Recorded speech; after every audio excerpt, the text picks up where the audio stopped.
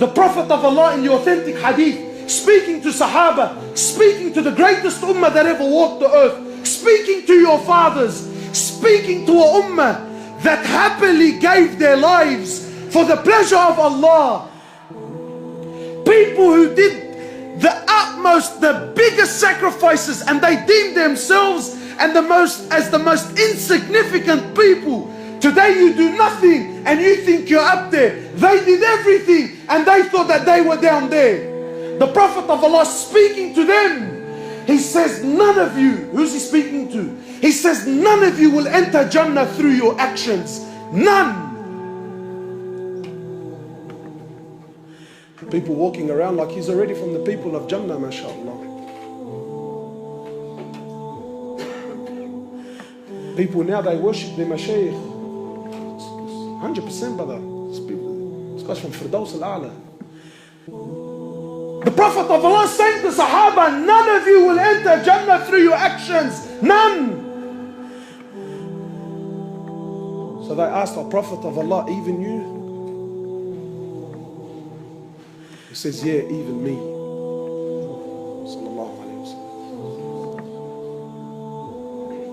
The greatest mujahid was Muhammad sallallahu alayhi wa sallam. The greatest teacher was Muhammad sallallahu alayhi wa sallam. The greatest father was Muhammad sallallahu alayhi wa sallam. The greatest husband was Muhammad sallallahu alayhi wa sallam.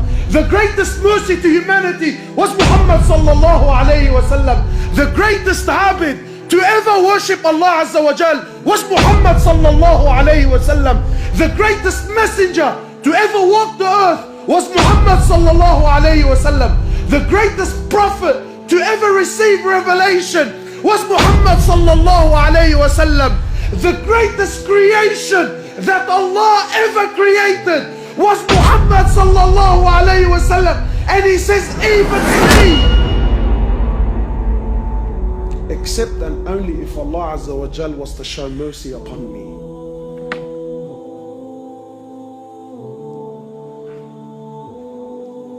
Even me. People walking around like there's something, man.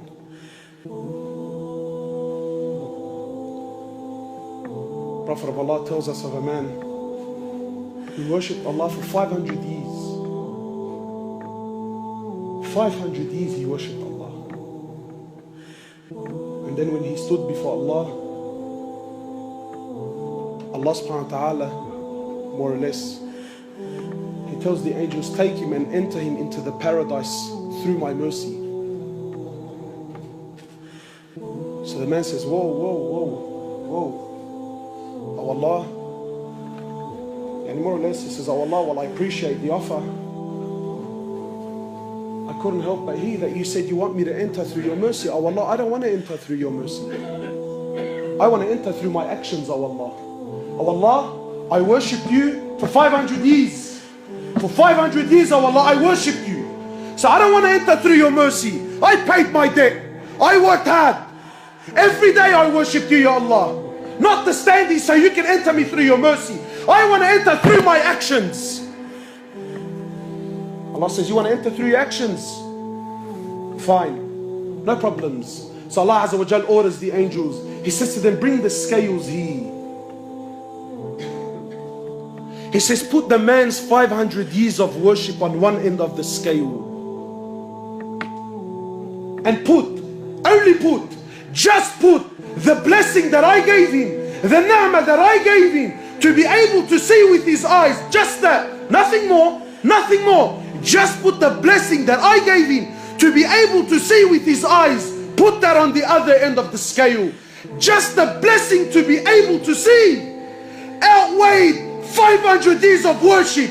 So Allah says to the angels, take him and throw him into the hellfire. Then and only then, he says, oh Allah, please, oh Allah, please, I am content with your mercy. I'm content with your mercy, Ya Allah. Allah doesn't need anyone, my brothers. The ni'mah of seeing. Today we've forgotten. Today we've forgotten. Today you and I think what? that to see I need a pair of eyes. You're wrong. Because there are millions around the world that have eyes, but they can't see. It is Allah that allows you to see. Today you think to hear, I need a pair of ears. You're wrong. Because there are millions around the world that have ears. They're stuck on their heads, but they can't hear, my brother. It is Allah that allows you to hear. Today you think to walk, I need a pair of legs. You're wrong. There are millions around the world that have legs, but they can't walk. It is Allah and Allah alone that allows you to walk. Allah, not you. Allah, not you. Allah doesn't need you, my brother. Allah doesn't need me. Allah doesn't need us. And we have to understand, because this is Aqidah. You have to know this so that when you worship, you are always humble. When you worship Him, you never have pride. When you worship Him, you never have arrogance. Because you know, at any given point in time, I am where I am only through His mercy. Only through His rahmah, I am where I am. Not because of your own actions. And to know with depth, with yaqeen, with certainty, that Allah, the King of Kings, doesn't need anyone. He doesn't need anyone, my brothers. Wallahi, everything you see around you, everything. Today, the Muslims have so much fear in their hearts. Fear of the kuffar, fear of the West, fear of laws, fear of regulations, fear of this and fear of that. But to know that Allah Azza wa Jal is not in need. Wallahi, my brothers, wallahi, I take an oath by Allah. You have to come to terms. You have to come to believe with certainty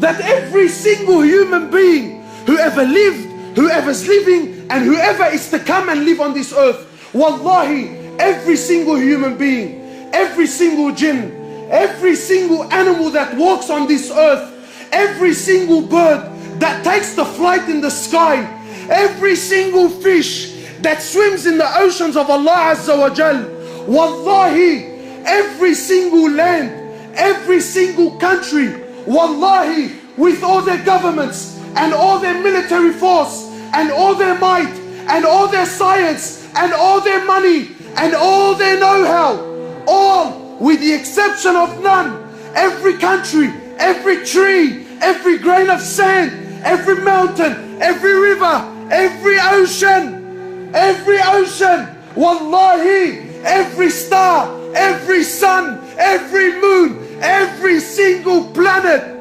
every single angel, the billions and billions and billions of angels, all of them, with the exception of none, Mikael, Jibrail, Israfil, all, the first heaven, the second heaven, the third heaven, the fourth heaven, the fifth heaven, the sixth heaven, the seventh heaven, the ocean above it, the eight that carry the throne of Allah, the arsh of Allah, all are dead. All are dead. Nothing moves, nothing stops, nothing makes, nothing breaks, nothing gives, nothing takes, nothing rises, and nothing falls, nothing harms, and nothing benefits. Illallah. And until this yaqeen and faith is in your heart, that nothing, that everything is dead, everything, except Allah. Allah doesn't need anything, anyone. No prophet, no angels, no jinn, no ins. We need Him. He's Al-Hayyul Qayyum. He's the ever-living. So you might say, brother, I'm alive. What's so special about that? I'm living. Yeah, but your living is dependent on His existence. He's the first with no beginning. He's the last with no ending. He is Allah. He is Allah. Al-Malik. He's the King. He is the King. He's the one who on the day of judgment, when everything will come to an end, when Allah Azza wa Jal will order the destruction of every living creature, when Allah Azza wa Jal will order the destruction, the death of every human, of every animal, of every jinn, of every angel, until there comes a point where there is absolutely nothing in existence except Allah. And Allah will call out, أين الملوك? أين أبناء الملوك? Where are those kings? Where are those kings who thought they were kings? Where are the sons of those kings? Allah will call out, where are the tyrants?